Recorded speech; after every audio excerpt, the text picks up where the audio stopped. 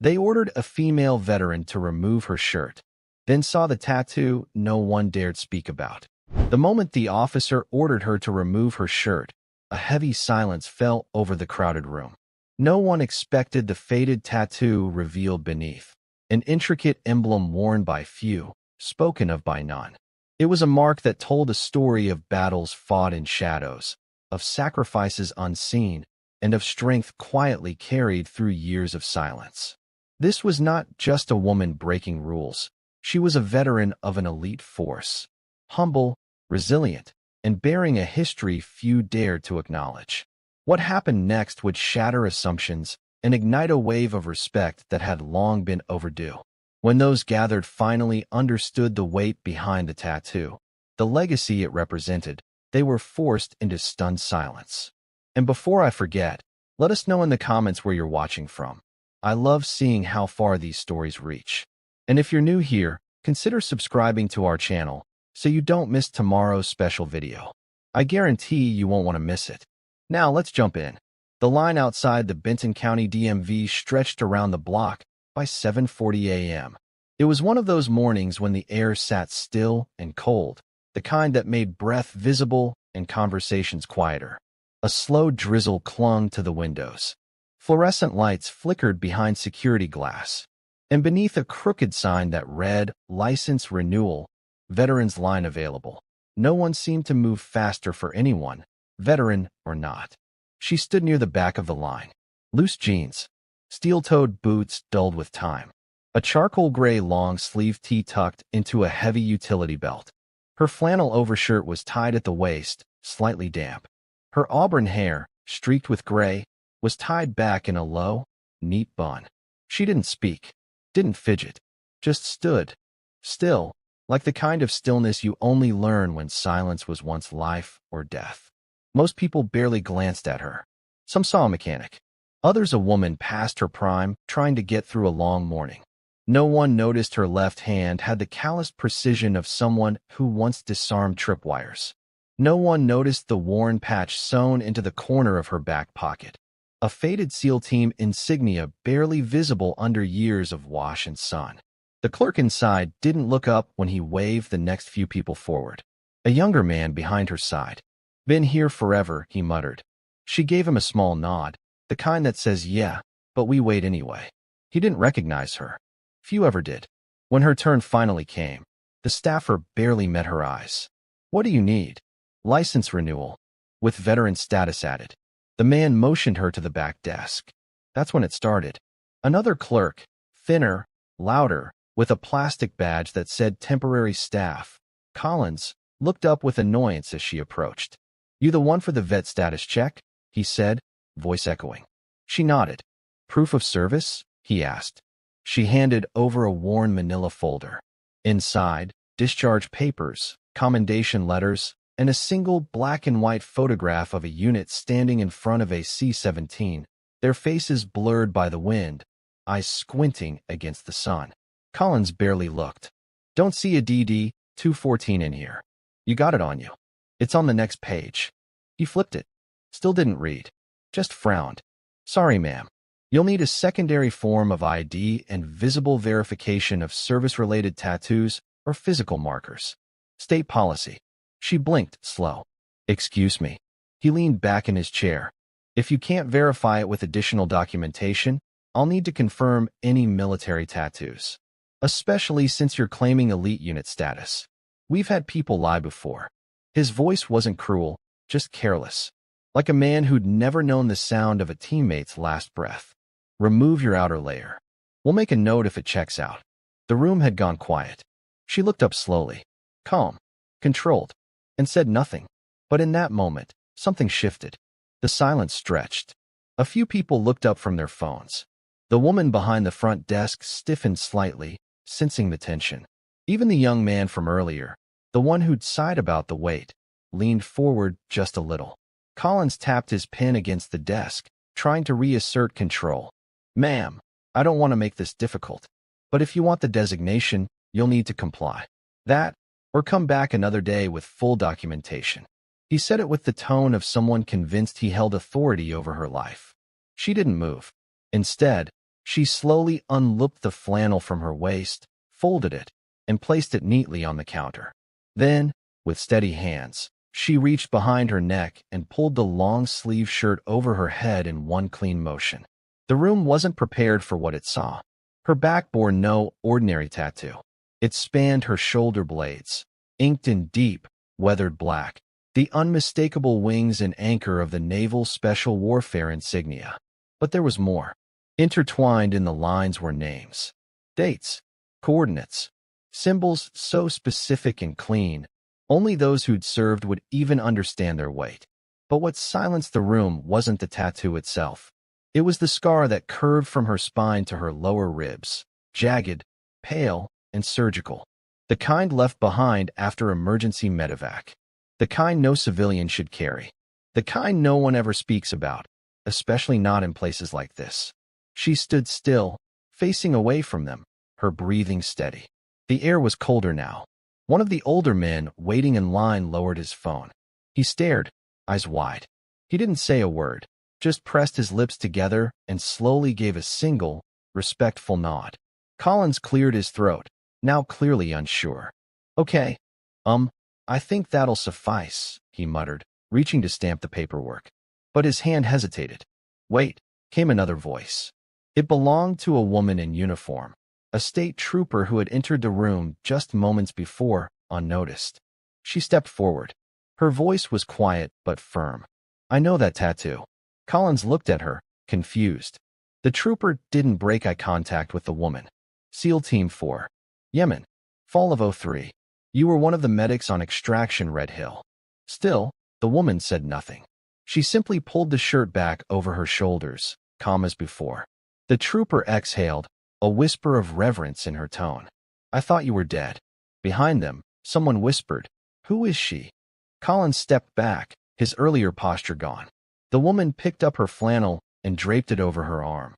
You don't have to process my form, she said quietly, without bitterness. I'll come back another day. But as she turned to leave, the trooper spoke again, this time louder. No, you've earned this.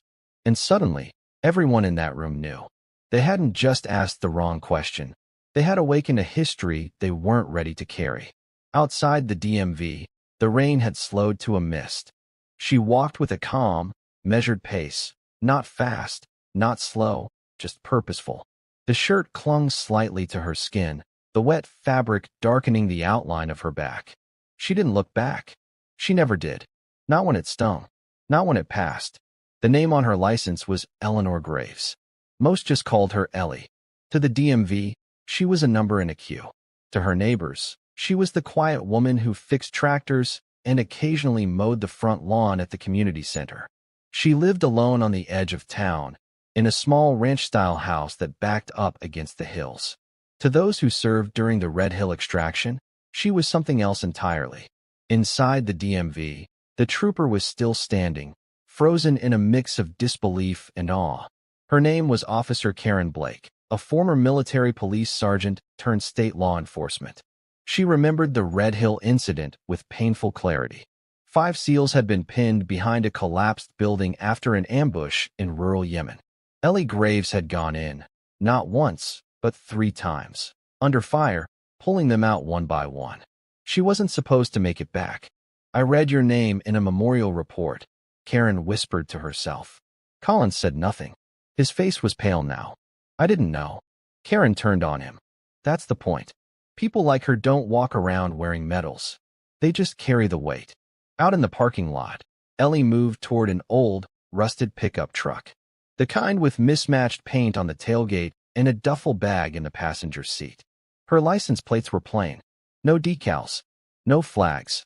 The only mark was a tiny, sun-bleached bumper sticker that read NSDR. A phrase known only to those in her world. No SEAL team rescued. As she started the engine, a flash of memory broke through the drizzle. Sand. Screams. Blood on her hands. The last man she carried from Red Hill, Lieutenant Marco Delaney, had bled out 5 feet from the evac chopper. She remembered his grip on her wrist. The way he'd whispered, "Don't let them forget us." But they had. That's what happens when you live quiet. When you don't talk about your past. When your scars are real, but your papers are buried in bureaucracy. Back inside, Officer Karen had stepped behind the counter. I'll finish processing her paperwork, she told the staffer. Why? Karen paused, then said it aloud, the name that had long become myth in certain corners of the community. Because she's Valkyrie. A silence fell again, this time heavier. Not a nickname, a call sign, a ghost story among elite units. The medic who walked through fire and never raised her voice. The one who always came back with the wounded, or never came back at all. Out in the parking lot, Eleanor Graves drove away, and Benton County had no idea that they had just dismissed a legend. Eleanor pulled off the road just past the edge of town, onto a gravel shoulder beside a quiet ridge where the pines grew thick. She shut off the engine and sat still, the ticking sound of the old truck's engine cooling the only noise. This wasn't a place with meaning, not like a memorial or graveyard. It was just somewhere no one would find her for a while, somewhere she could breathe. She reached over to the glove box and opened it. Inside, a folded map with hand-drawn notations, a multi-tool worn thin, and a tin Altoids case, not filled with mints, but with a compact trauma kit she hadn't touched in years. Beneath that, wrapped in waxed canvas, were a few relics she'd never found the heart to discard. Dog tags, scuffed. One set was hers.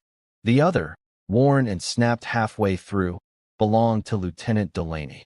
She held them both for a moment, thumb grazing the etching. That name had stayed with her through recovery, through surgeries, through a medical discharge that came without ceremony. The military never liked loose ends, and women like her, women who returned alive when others didn't, made for complicated files. She could still hear his last words in her ears. You walk like a ghost, Graves. Maybe that's what keeps you alive. She hadn't even known what he meant then. She did now. There were no photos of her in unit scrapbooks. No plaques with her name. Just scattered mentions in after-action reports and encrypted comms logs, buried beneath clearance levels and black ink. But those who'd been there, they remembered. Some whispered stories. Others, like Karen Blake, had memorized them. Ellie placed the tags back in the glove box, slow and careful. Then she stared out through the windshield, rain trailing down the glass like slow-moving veins. In town, the rumor would already be growing. Some would say it wasn't true, that the DMV woman couldn't be that Valkyrie.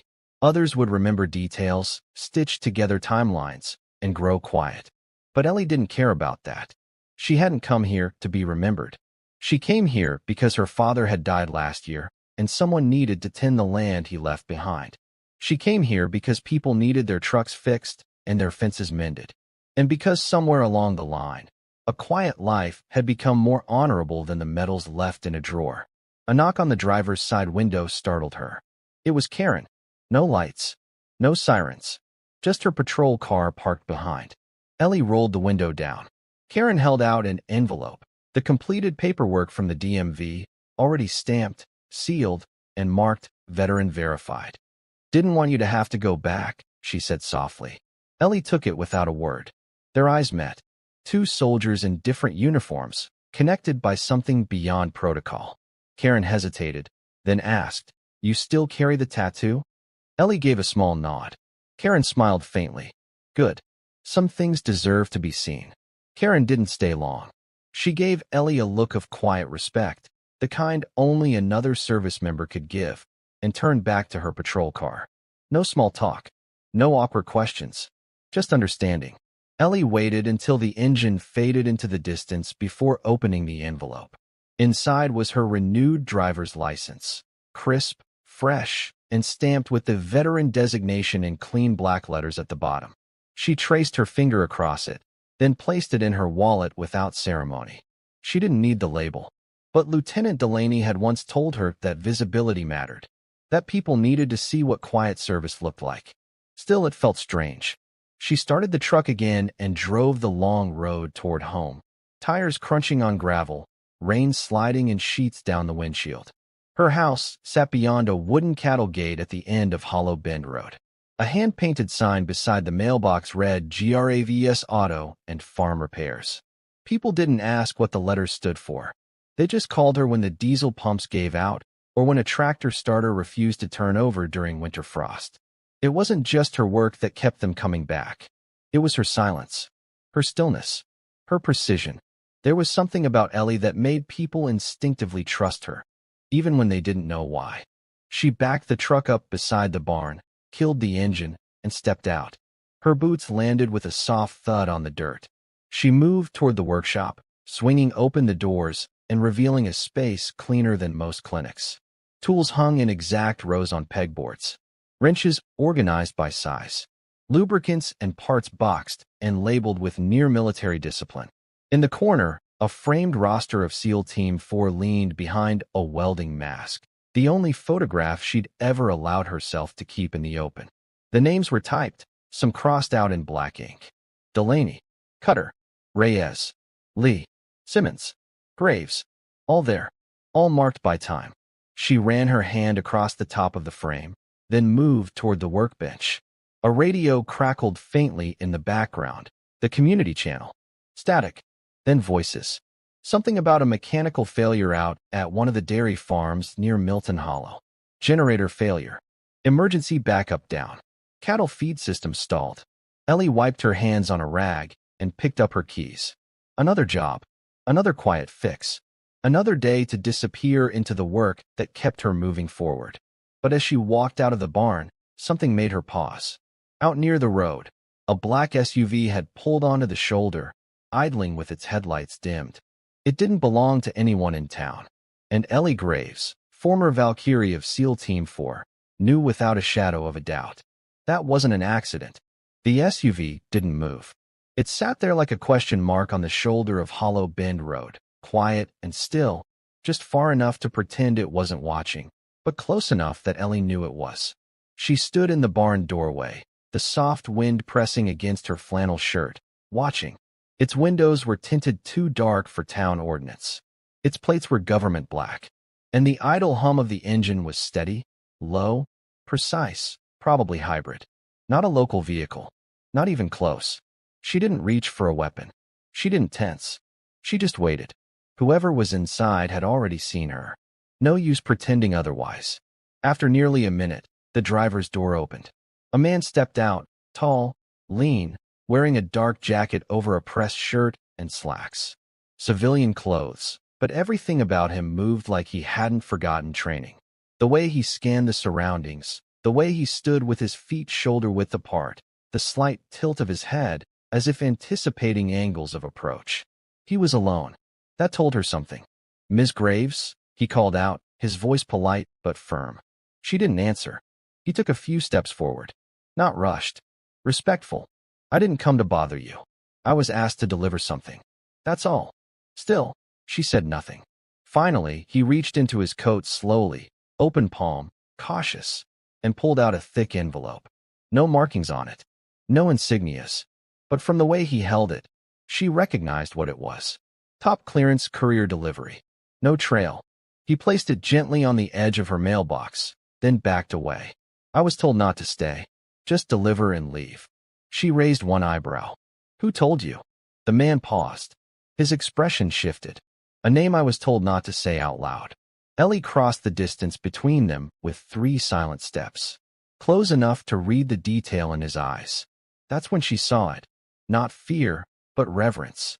Like he already knew who she was. Like he'd heard the stories. She took the envelope. He nodded once. "For what it's worth, ma'am, my brother was in Red Hill. He didn't make it. But I was told you stayed with him until the end." Ellie's voice was quiet. What was his name? Derek Shore. Her breath caught, just slightly.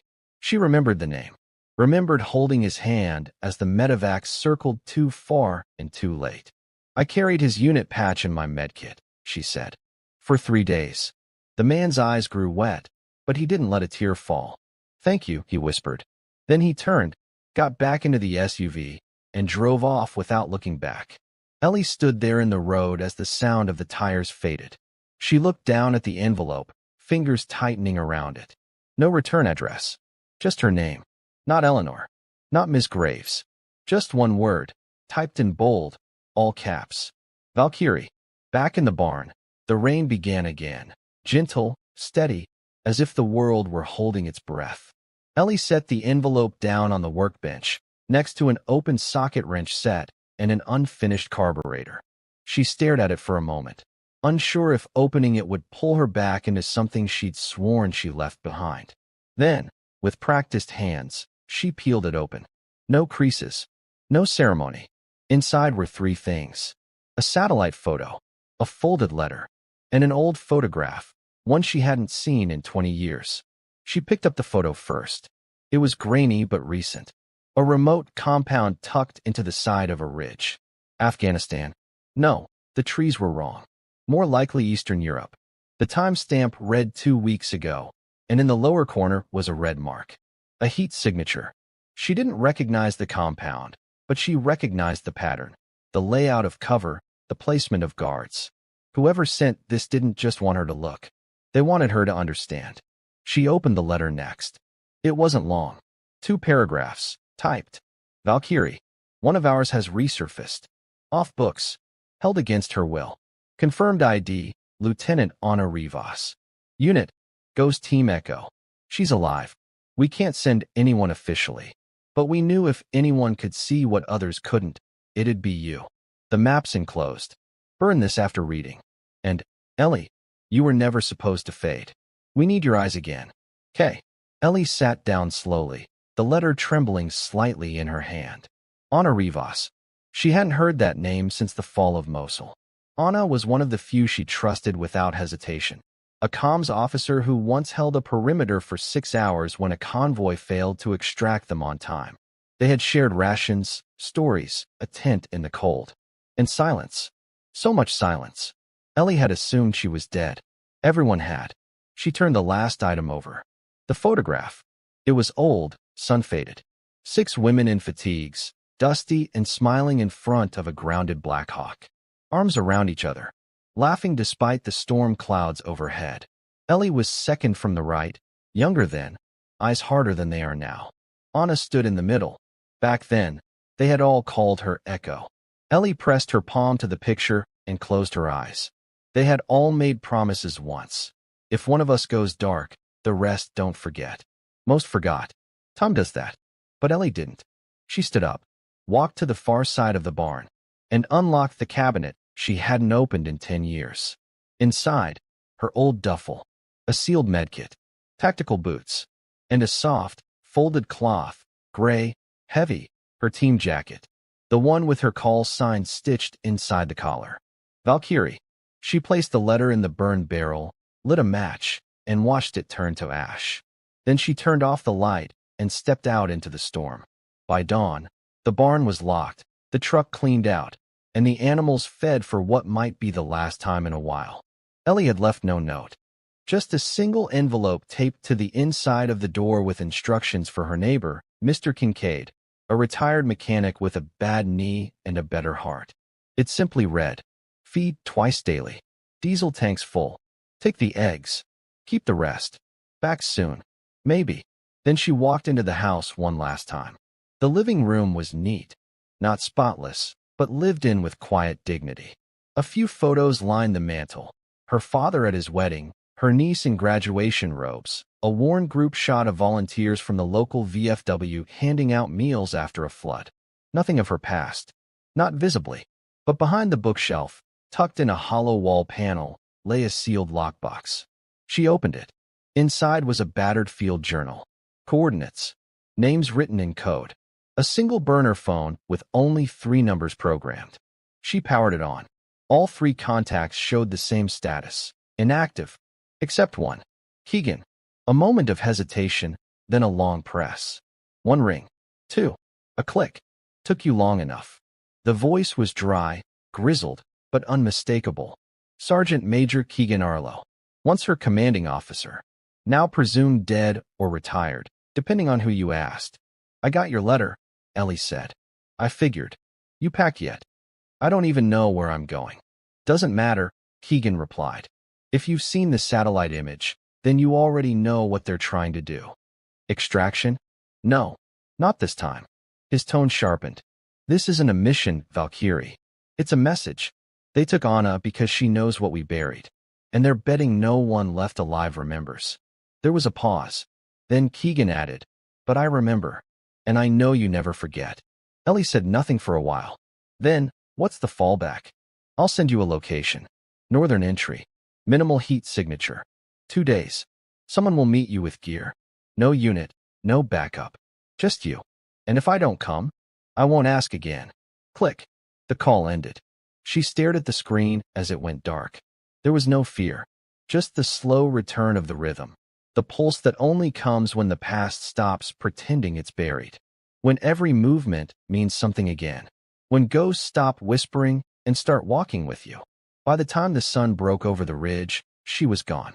The only sign she'd ever been there was a small indentation in the barn's dust floor where her boots had once stood, and a fading set of tire tracks disappearing down the back road, toward the old freight line and the waiting drop point. No fanfare, no flag raising, no crowd to salute. Just a veteran, quietly returning to where the fight had never really ended. The freight yard at Silver Junction hadn't seen real traffic in years. Rust clung to the rails like moss.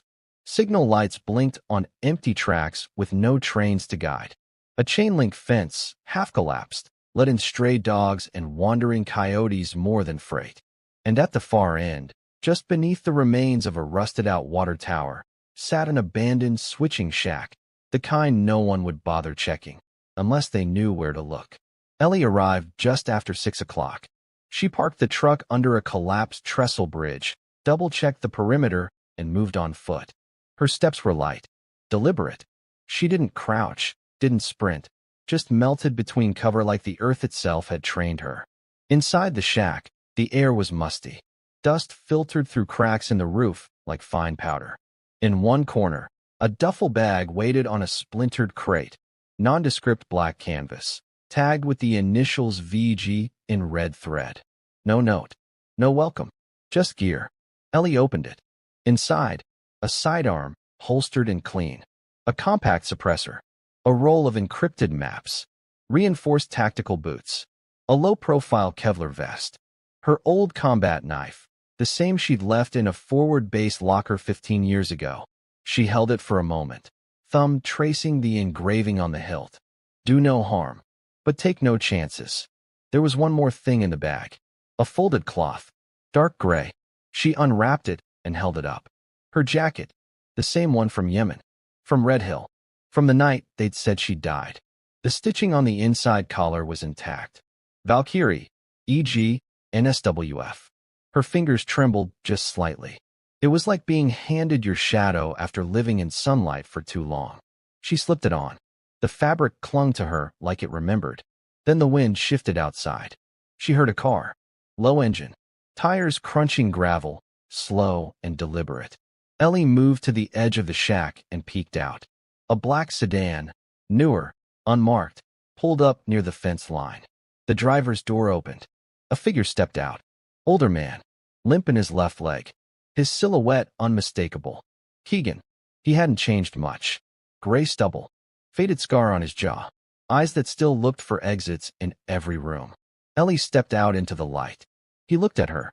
A long moment passed between them. 2 statues carved by the same war. Didn't think you'd actually show, he said finally. I almost didn't, she replied. Keegan cracked half a smile. But you did. Because you always do. She tilted her head slightly. You have intel? He nodded, walking toward the shack, his limp more pronounced than before. She's alive. Still in the compound. High probability they're trying to extract data from her. Maybe memories, maybe access codes. Either way, we don't have time. Window closes in 72 hours. And the others? No one else is coming. Ellie said nothing.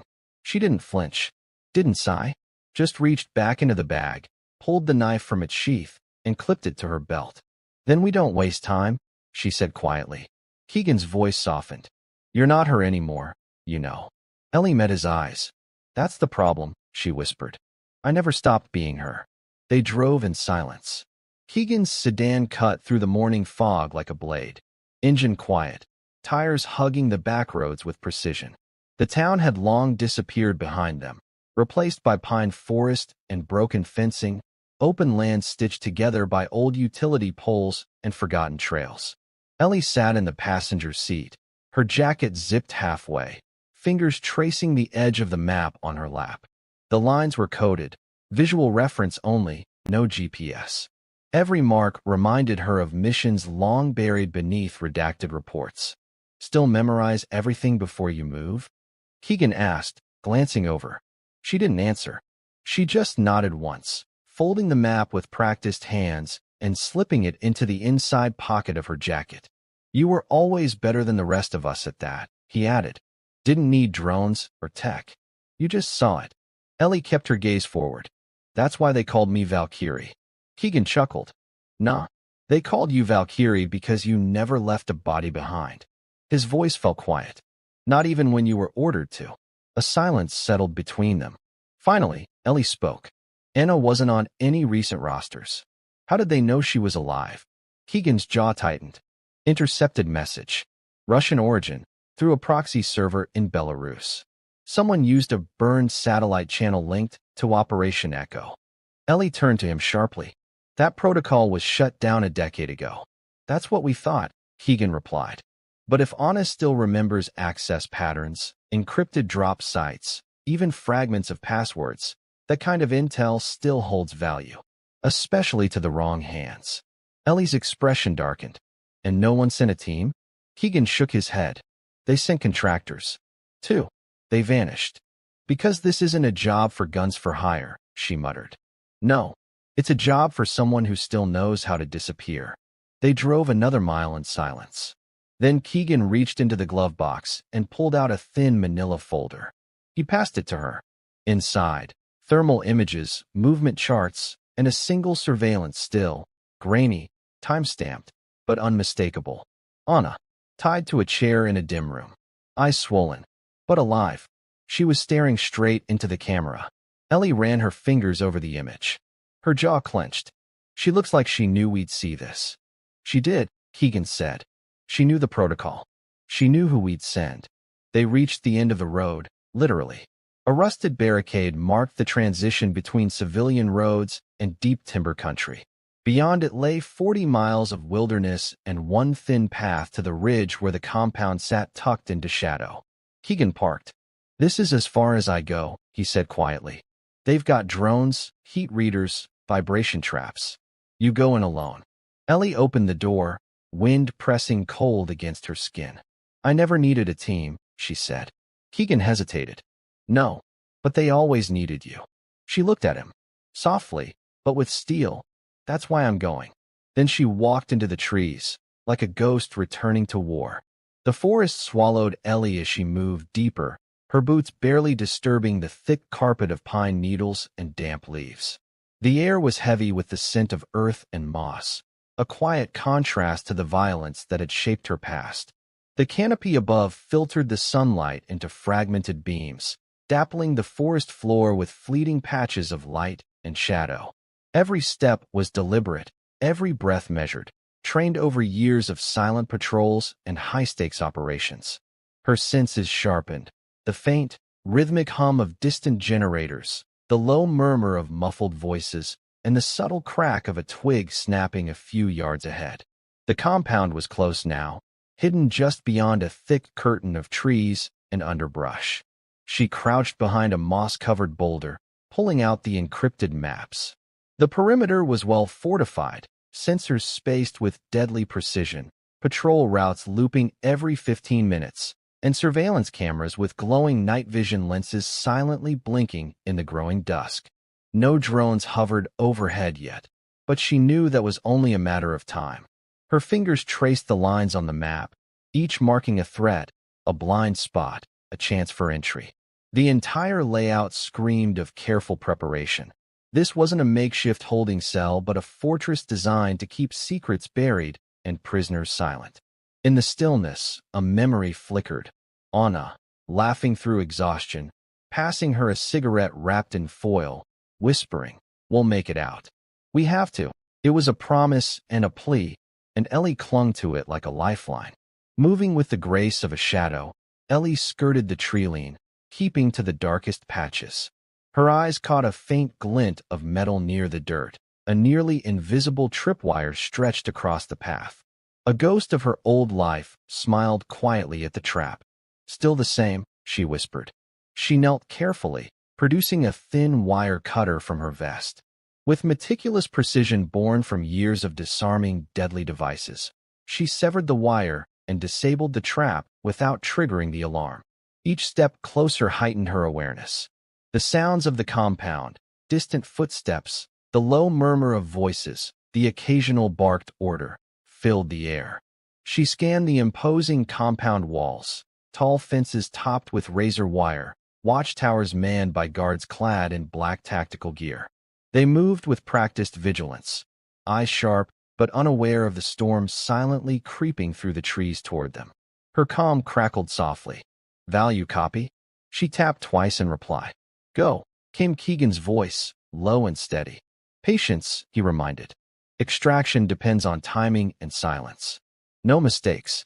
She swallowed hard, adrenaline mixing with calm resolve. "Understood." Ellie slipped beneath the fence, landing lightly on the other side. The cold concrete of the compound floor replaced the soft earth beneath her boots.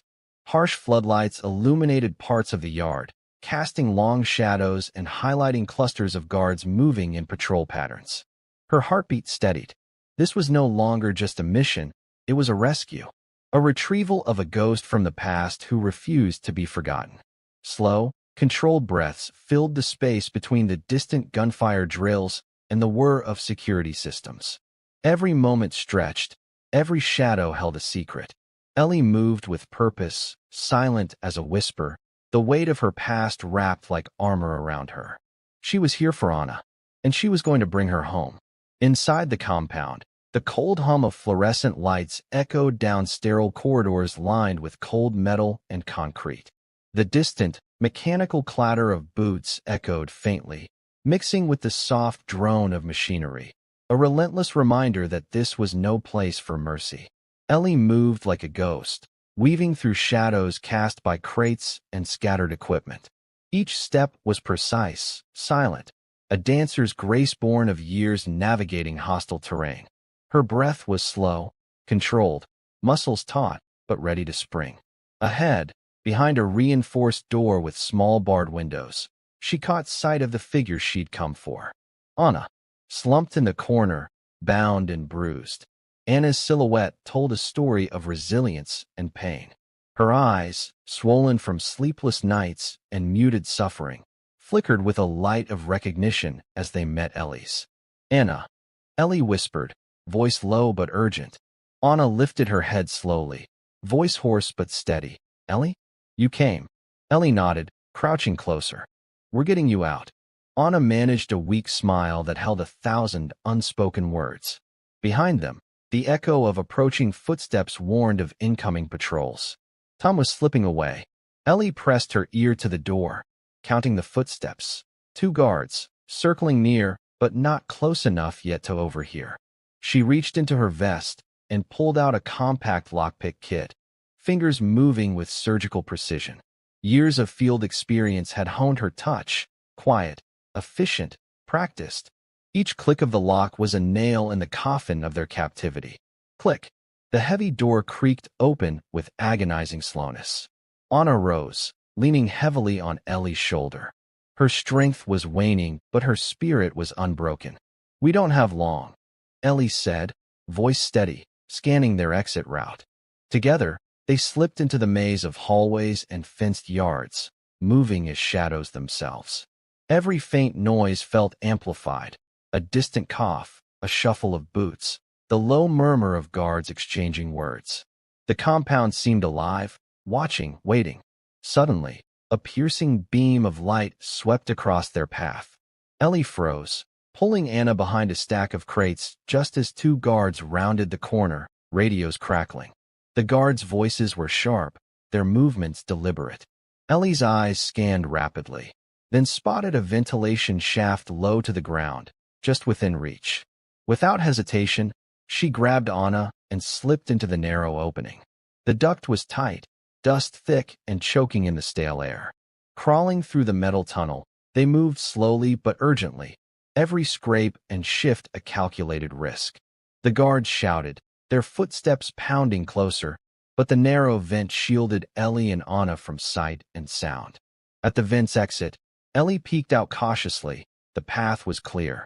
They emerged into the darkness of the forest beyond the compound's perimeter.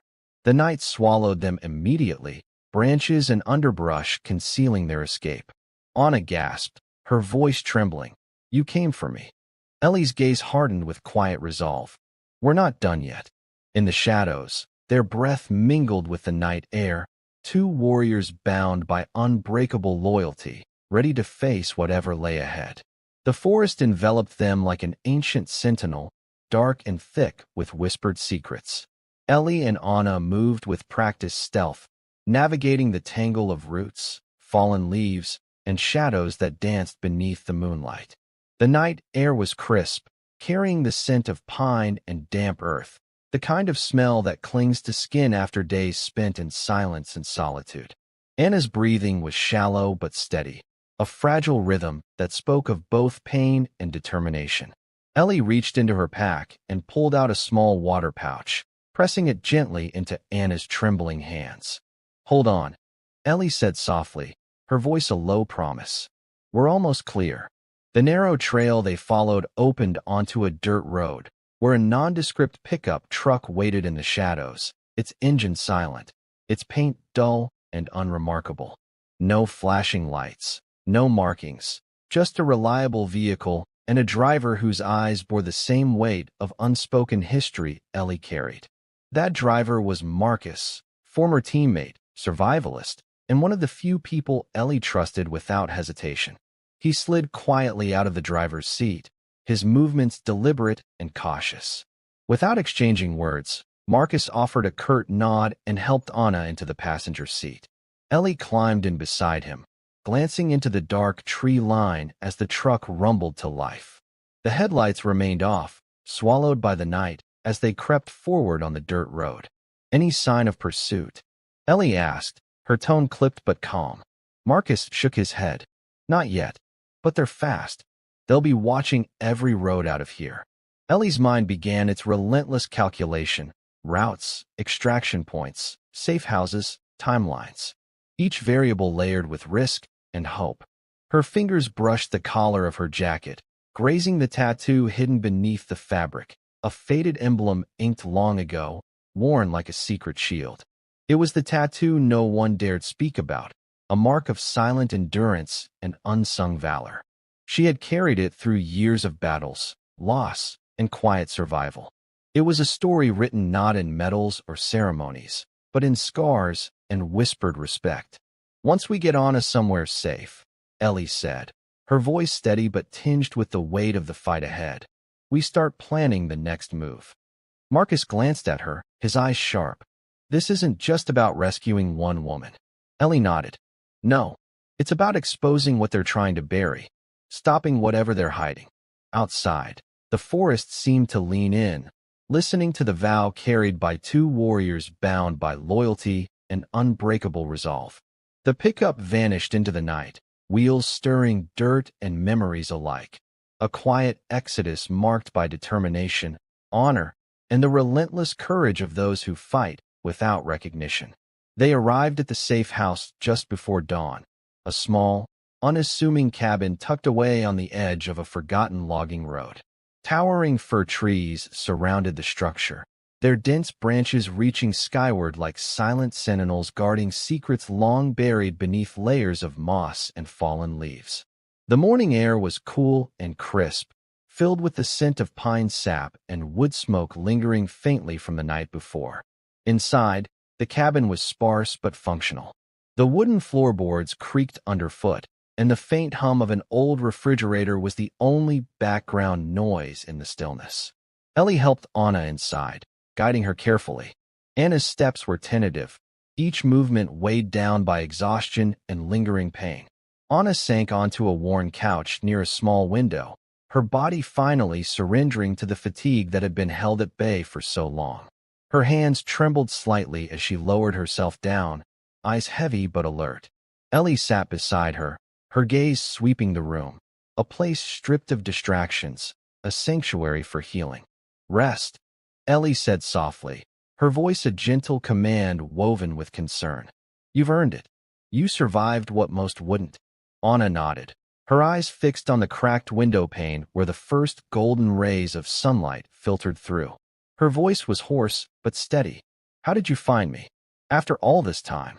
Ellie's fingers unconsciously brushed the inside collar of her jacket, where a faded tattoo lay hidden beneath the fabric, a symbol known only to those who had walked the path before her. It was a mark of survival, of unspoken bonds, a quiet declaration of endurance. "Some ghosts don't stay buried," Ellie said with a faint smile, the weight of history lingering in her words. Memories flickered in the silence, missions cloaked in secrecy, the faces of fallen comrades, the nights spent waiting in the cold, knowing the cost of silence.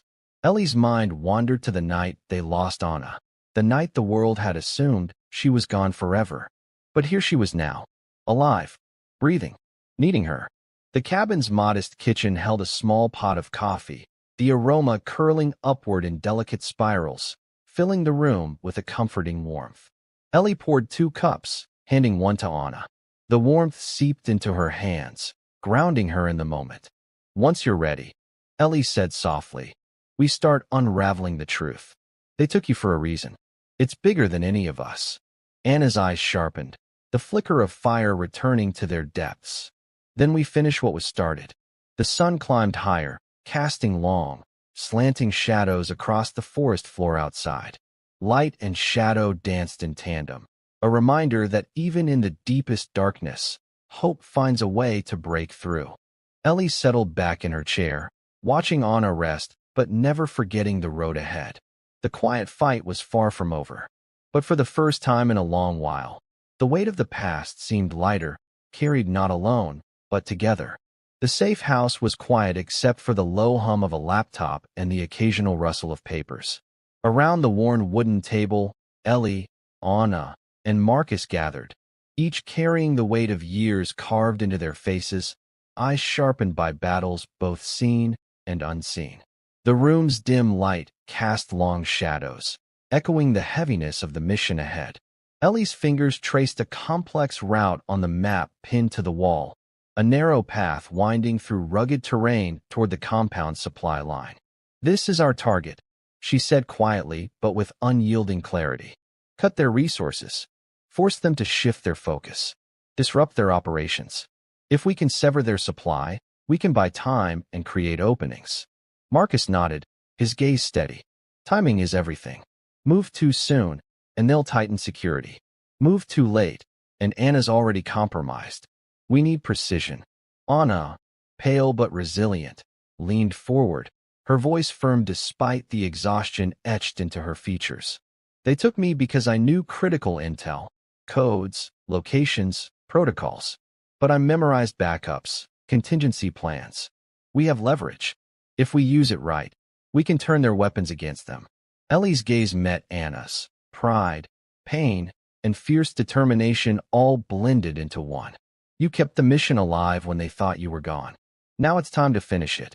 Plans solidified with careful precision. Roles were assigned to each member of their quiet unit. Trusted contacts for extraction points, backup communications, and contingencies.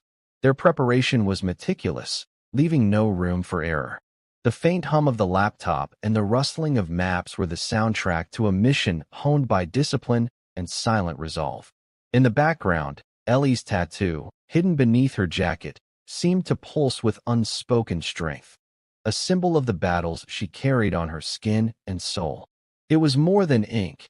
It was a promise of honor, a reminder of the weight of her past, and the promise of justice yet to come. The following days were a blur, gathering supplies in the dead of night, coordinating with old allies, running through simulations and contingency plans. Each step forward was measured, every decision filtered through years of experience and a deep desire to right the wrongs that had been done. On the final night before the operation, Ellie stepped outside into the cool night air. The breeze whispered through the trees, carrying the scent of pine and earth. She looked up, eyes tracing the stars scattered across the velvet sky, silent witnesses to countless battles fought in shadows and silence. There were no speeches, no fanfare, just the steady beat of resolve, the calm before the storm. Her breath came steady, controlled, the rhythm of a warrior preparing for one last fight. Behind her, the cabin was quiet, a sanctuary for healing and planning. Ahead lay uncertainty and danger. But Ellie was no stranger to the unknown. At first light, the team moved out, not as scattered souls or forgotten warriors, but as a unit reborn, forged by honor, resilience, and the unbreakable bonds of loyalty. Every step forward was driven by truth, justice, and the quiet strength of those who refused to give up, no matter the cost. The first light of dawn seeped slowly over the horizon, painting the rugged landscape in soft hues of gold and rose. The world seemed to hold its breath in that quiet moment, as if waiting for justice to finally unfold. Ellie, Anna, and Marcus moved with steady purpose, silent, precise, and resolute, as they approached the heart of the supply compound. The tension that had gripped them for so long now transformed into a focused calm. Years of pain, loss, and unspoken sacrifice throbbed beneath Ellie's skin like the tattoo hidden beneath her jacket, silent but ever present. But now, that weight felt lighter. It was the weight of something about to be set right. Inside the compound, the team worked swiftly. Ellie's hands moved with the confidence of a seasoned warrior, disabling security systems, severing communication lines, and planting evidence that would expose the corrupt network lurking beneath layers of lies and deception. Every move was calculated, deliberate. No chaos, no wasted energy. Just the quiet precision of those who had survived too much to be careless. Anna watched with growing strength. The woman once broken by captivity now carried a fire that burned brighter with every passing moment. Ellie caught her gaze, a flicker of hope and fierce resolve, and knew this mission was about more than survival. It was a reclamation of dignity and truth. Outside the compound gates, reinforcements quietly assembled. Not armed soldiers, but local community members, trusted allies, and journalists. Cameras clicked, lights flickered on, and whispers spread like wildfire. The truth was about to be dragged out of the shadows and forced into the harsh light of day. The guards inside, once brash and confident, now faltered, their weapons lowered, eyes scanning the crowd that had gathered beyond the gates, witnesses who would hold them accountable. As commanding officers arrived, Ellie stepped forward. For the first time in years, the tattoo beneath her jacket was revealed, a bold, faded emblem marking a legacy of sacrifice and strength. It was no longer hidden or dismissed. It was a symbol of honor. The lead officer approached, eyes meeting Ellie's with a respect that was both new and long overdue. His voice was quiet, sincere. No one here ever doubted your strength, only your silence. Ellie allowed herself a small, measured nod. It was a victory not of loud celebration, but of presence, of standing tall in truth and honor. Later, as the sun dipped beneath the horizon, casting the sky in a wash of deep reds and purples, Ellie and Anna sat side by side. The scars they bore, both seen and unseen, remained. But so did their unyielding strength. Anna reached over, placing a steady hand on Ellie's shoulder. "Thank you," she whispered. Ellie smiled softly, the weight of the past finally lifting. "We did this together." And as the night settled around them, the tattoo, the mark no one dared speak about, stood as a testament, not just to battles fought and lost, but to the quiet restoration of honor, dignity, and truth. Thank you for following this story. If you enjoyed it, please subscribe and share your thoughts below. Where are you watching from? Let us know in the comments. Stay tuned for more immersive tactical stories.